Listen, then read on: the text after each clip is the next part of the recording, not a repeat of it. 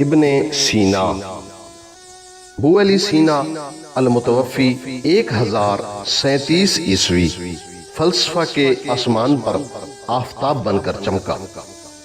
یہ شخص فلسفہ اور طب دونوں علوم میں کمال دستگاہ رکھتا تھا۔